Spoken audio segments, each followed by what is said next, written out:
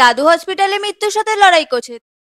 এরা তো গেম বাজানা পারে। তুই এইটুকুনি কি ভেবে দেখ তুই কত বড় বোকাচোদা।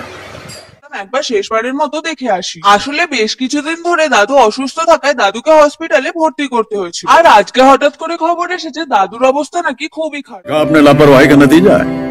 এটুকুনি বোঝা যাচ্ছে যে তোর মুখ দেখে বাড়া কোনো দিক দিয়ে মনে হচ্ছে না তুই দুঃখিত, আনন্দের সাথে মেকআপ করছিস তুই।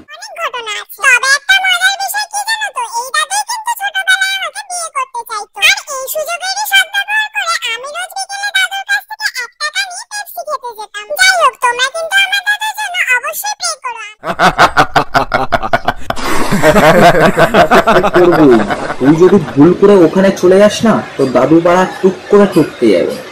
দাদুর কিন্তু এখনো মরার বয়স হয়নি, কারণ দাদুর বয়স সবে মাত্র 88। হ্যাঁ, এবার একটা কথা বলি, উনি কিন্তু আমার নিজের দাদু নয়। তাই যতক্ষণ বানিয়ে নিয়েছিস আজ খুব শিগগিরই মনে হয় আমরা শ্রাদ্ধর ব্লগটাও পেয়ে যাবো। আর কি বলবো, তাই তো পারলে শ্রাদ্ধর ব্লগটা দিলে মালটাকে দেখে এসো। আজকের ভিডিও এই অবধি, আবার দেখা হচ্ছে শ্রাদ্ধর ব্লগে।